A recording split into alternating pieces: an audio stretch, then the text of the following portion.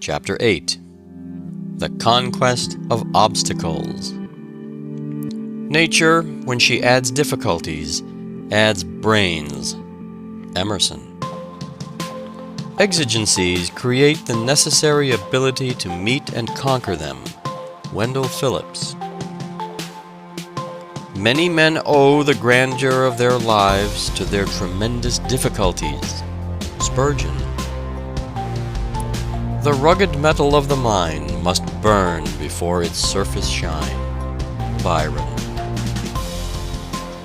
When a man looks through a tear in his own eye, that is a lens which opens reaches in the unknown and reveals orbs no telescope could do.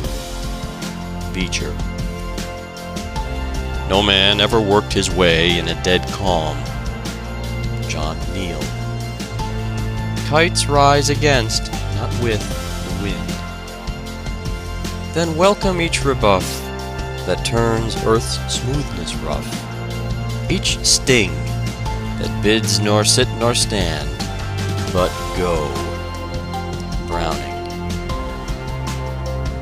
What a fine profession ours would be if there were no gibbets, said one of two highwaymen who chanced to pass a gallows. Tut tut, you blockhead, replied the other. Gibbets are the making of us. For if there were no gibbets, everyone would be a highwayman. Just so, with every art, trade, or pursuit.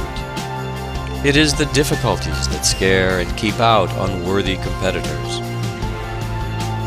Life, says a philosopher, refuses to be so adjusted as to eliminate from it all strife and conflict and pain. There are 1,000 tasks that, in larger interests than ours, must be done, whether we want them or no. The world refuses to walk upon tiptoe so that we may be able to sleep. It gets up very early and stays up very late. And all the while there is the conflict of myriads of hammers and saws and axes with the stubborn material that in no other way can be made to serve its use and do its work for man. And then, too, these hammers and axes are not wielded without strain or pang, but swung by the millions of toilers who labor with their cries and groans and tears. Nay, our temple building, whether it be for God or man, exacts its bitter toll and fills life with cries and blows. The 1,000 rivalries of our daily business, the fierce animosities when we are beaten, the even fiercer exultation when we have beaten, the crashing blows of disaster, the piercing scream of defeat, these things we have not yet gotten rid of, nor in this life ever will. Why should we wish to get rid of them? We are here, my brother, to be hewed and hammered and planed in God's quarry and on God's anvil for a nobler life to come. Only the muscle that is used is developed. Troubles are often the tools by which God fashions us for better things, said Beecher. Far up the mountainside lies a block of granite, and says to itself, "How happy am I in my serenity! Above the winds, above the trees, almost above the flight of birds, here I rest age after age, and nothing disturbs me." Yet, what is it? It is only a bare block of granite, jutting out of the cliff, and its happiness is the happiness of death. By and by comes the miner, and with strong and repeated strokes he drills a hole in its top, and the rock says, "What does this mean?" Then the black powder is poured in, and with a blast that makes the mountain echo, the block is blown asunder, and goes crashing down into the valley. "Ah!" it exclaims as it falls, "why this rending?" Then come saws to cut and fashion it, and humbled now, and willing to be nothing, it is borne away from the mountain, and conveyed to the city. Now it is chiseled and polished, till at length, finished in beauty, by block and tackle it is raised, with mighty hoistings, high in the air, to be the topstone on some monument of the country's glory. It is this scantiness of means, this continual deficiency, this constant hitch, this perpetual struggle to keep the head above water and the wolf from the door, that keeps society from falling to pieces. Let every man have a few more dollars than he wants, and anarchy would follow. Do you wish to live without a trial? Asks a modern teacher. Then you wish to die but half a man. Without trial you cannot guess at your own strength. Men do not learn to swim on a table. They must go into deep water and buffet the waves. Hardship is the native soil of manhood and self-reliance. Trials are rough teachers, but rugged schoolmasters make rugged pupils. A man who goes through life prosperous and comes to his grave without a wrinkle is not half a man. Difficulties are God's errands, and when we are sent upon them, we should esteem it a proof of God's confidence. We should reach after the highest good.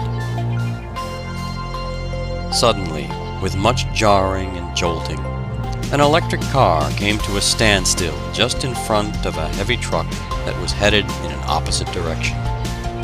The huge truck wheels were sliding uselessly round on the car tracks that were wet and slippery from rain.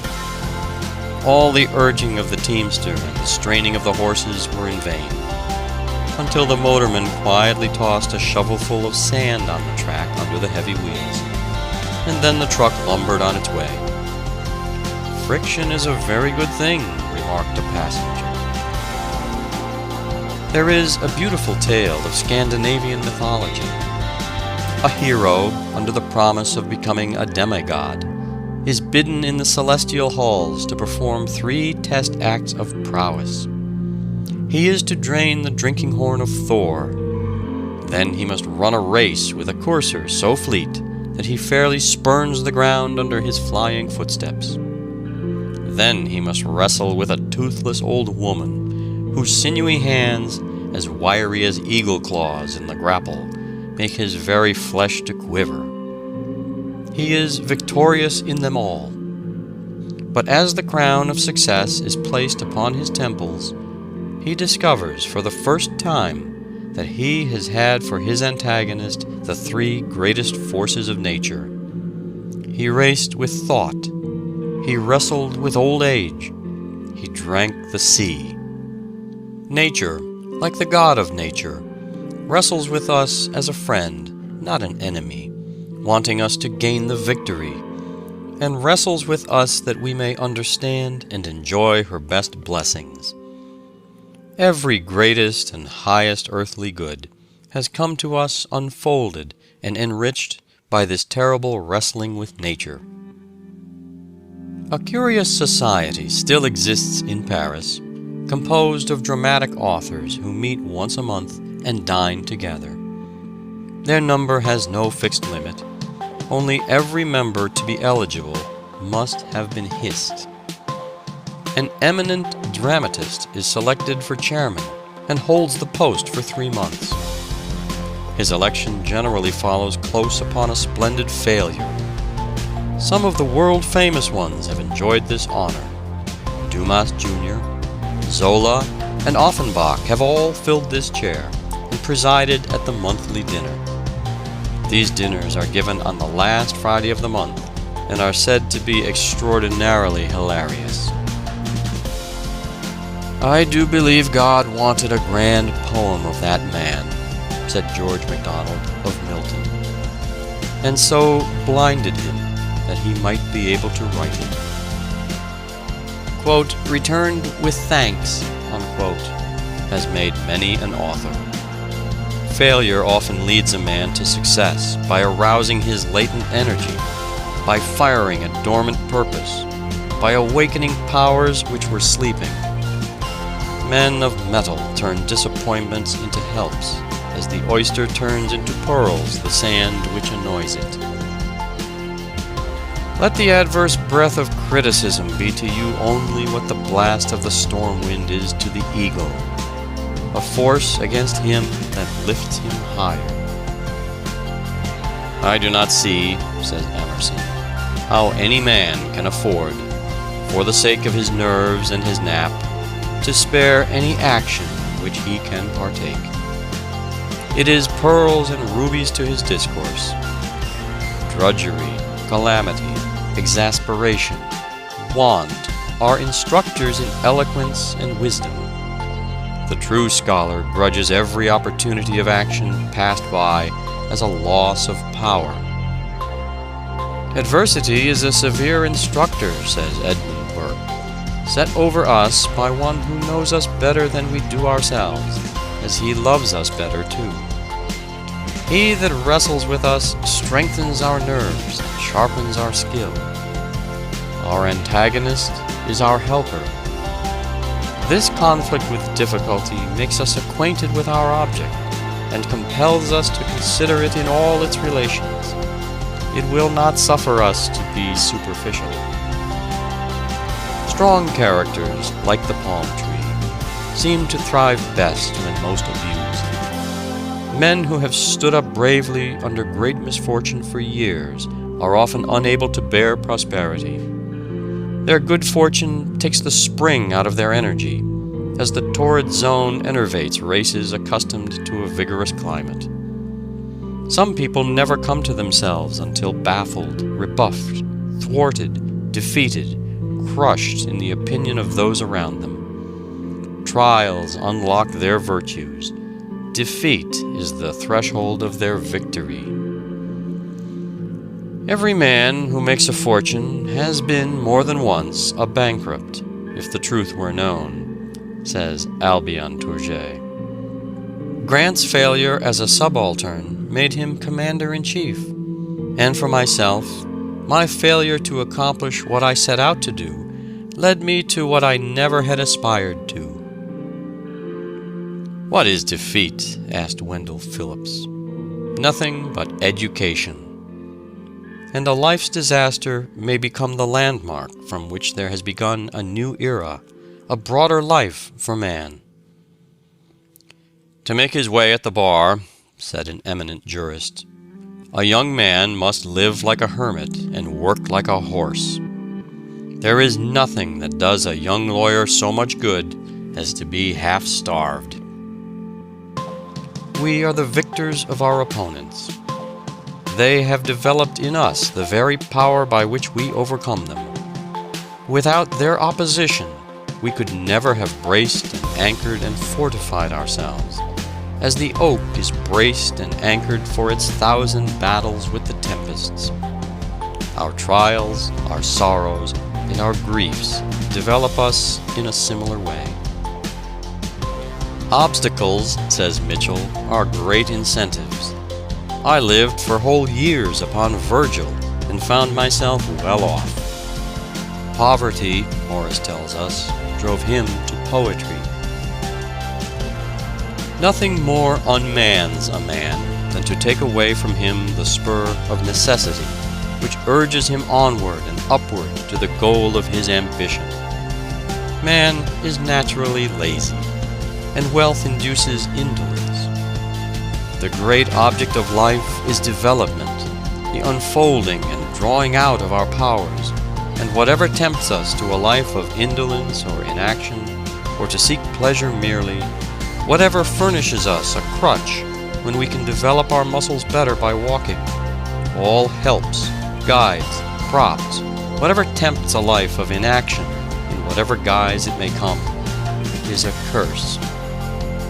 I always pity the boy or girl with inherited wealth, for the temptation to hide their talents in a napkin, undeveloped, is very, very great. It is not natural for them to walk when they can ride, to go alone when they can be helped.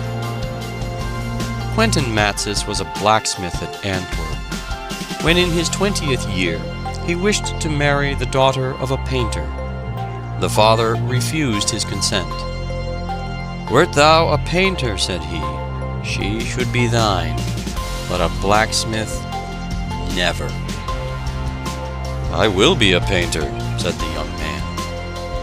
He applied his new art with so much perseverance that in a short time he produced pictures which gave a promise of the highest excellence.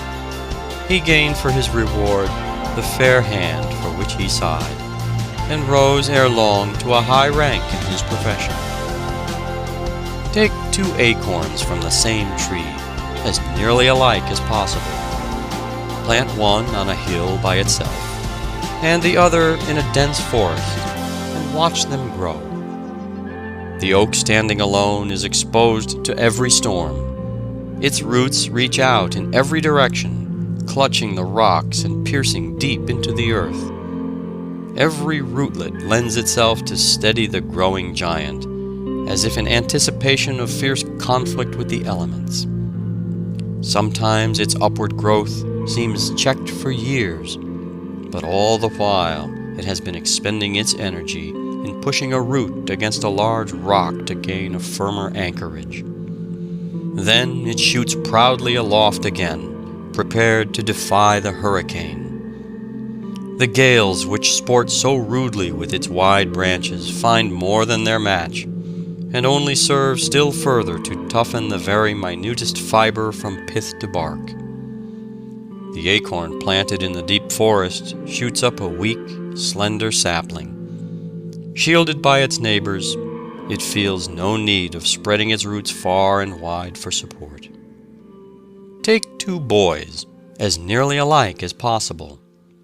Place one in the country away from the hothouse culture and refinements of the city, with only the district school, the Sunday school, and a few books. Remove wealth and props of every kind, and if he has the right kind of material in him, he will thrive.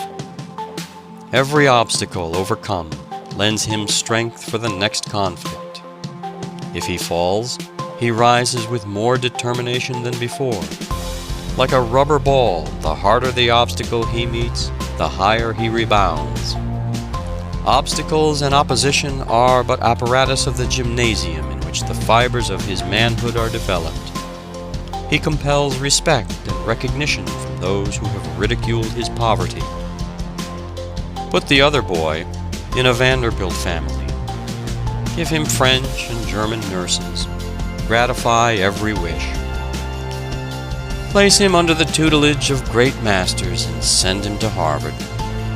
Give him thousands a year for spending money, and let him travel extensively. The 2 meet. The city lad is ashamed of his country brother.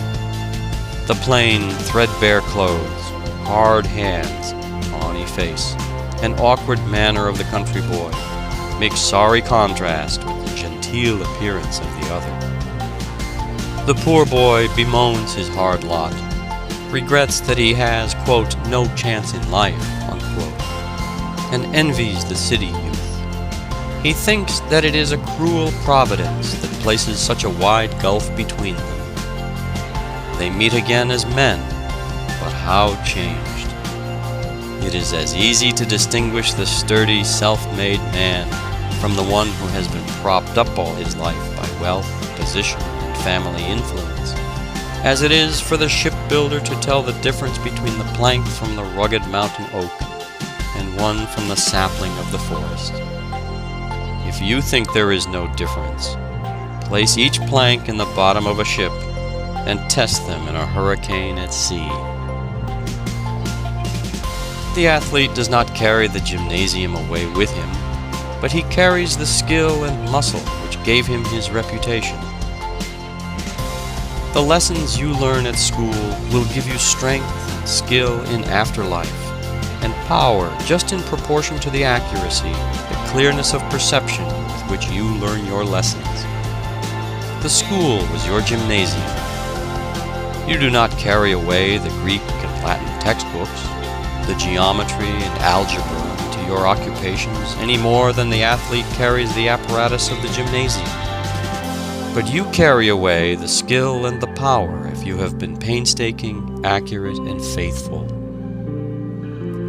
"It is in me, and it shall come out." And it did.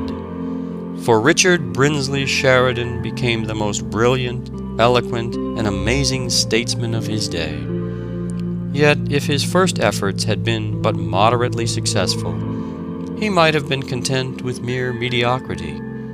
It was his defeats that nerved him to strive for eminence and win it. But it took hard, persistent work in his case to secure it, just as it did in that of so many others.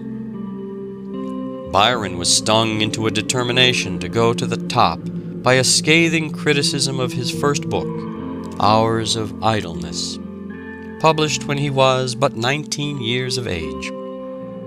Macaulay said, "There is scarce an instance in history of so sudden a rise to so dizzy an eminence as Byron reached. In a few years he stood by the side of such men as Scott, Southey, and Campbell. Many an orator like Stuttering Jack Curran, or Orator Mum, as he was once called, has been spurred into eloquence by ridicule and abuse. Where the sky is gray and the climate unkindly, where the soil yields nothing save to the diligent hand, and life itself cannot be supported without incessant toil, man has reached his highest range of physical and intellectual development. The most beautiful and the strongest animals, as a rule, have come from the same narrow belt of latitude which has produced the heroes of the world. The most beautiful, as well as the strongest characters, are not developed in warm climates, where a man finds his bread ready-made on trees, and where exertion is a great effort, but rather in a trying climate and on a stubborn soil. It is no chance that returns to the Hindu ryot a penny, and to the American laborer $1 for his daily toil, that makes Mexico with her mineral wealth poor, and New England with its granite and ice rich. It is rugged necessity, it is the struggle to obtain, it is poverty, the priceless spur, that develops the stamina of manhood, and calls the race out of barbarism. Labor found the world a wilderness, and has made it a garden. The law of adaptation by which conditions affect an organism is simple and well known. It is that which calluses the palm of the oarsman, strengthens the waist of the wrestler, fits the back to its burden. It inexorably compels the organism to adapt itself to its conditions, to like them, and so to survive them. As soon as young eagles can fly, the old birds tumble them out and tear the down and feathers from their nest. The rude and rough experience of the eaglet fits him to become the bold king of birds, fierce and expert in pursuing his prey. Benjamin Franklin ran away, and George Law was turned out of doors. Thrown upon their own resources, they early acquired the energy and skill to overcome difficulties. Boys who are bound out, crowded out, kicked out, usually turn out, while those who do not have these disadvantages frequently fail to come out. From an aimless, idle, and useless brain, emergencies often call out powers and virtues before unknown and unsuspected. How often we see a young man develop astounding ability and energy after the death of a parent or the loss of a fortune, or after some other calamity has knocked the props and crutches from under him.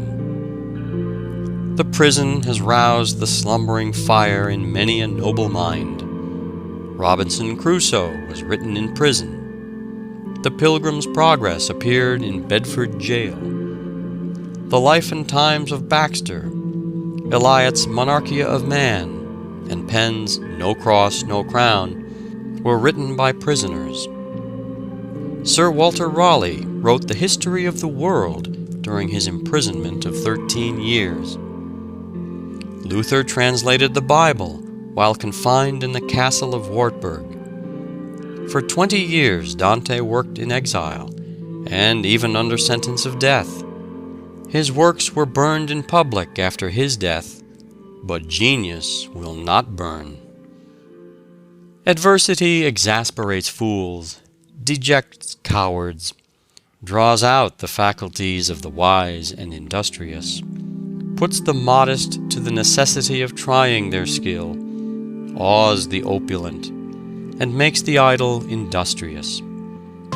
Neither do uninterrupted success and prosperity qualify men for usefulness and happiness. The storms of adversity, like those of the ocean, rouse the faculties, and excite the invention, prudence, skill, and fortitude of the voyager. The martyrs of ancient times, embracing their minds to outward calamities, acquired a loftiness of purpose and a moral heroism worth a lifetime of softness and security. A man upon whom continuous sunshine falls is like the earth in August. He becomes parched and dry and hard and close-grained. Men have drawn from adversity the elements of greatness. If you have the blues, go and see the poorest and sickest families within your knowledge. The darker the setting, the brighter the diamond. Don't run about and tell acquaintances that you have been unfortunate. People do not like to have unfortunate men for acquaintances. This is the crutch age. Helps and aids are advertised everywhere. We have institutes, colleges, universities, teachers, books, libraries, newspapers, magazines. Our thinking is done for us. Our problems are all worked out in explanations and keys. Our boys are too often tutored through college with very little study. Short roads and abridged methods are characteristic of the century. Ingenious methods are used everywhere to get the drudgery out of the college course. Newspapers give us our politics, and preachers our religion. Self-help and self-reliance are getting old-fashioned.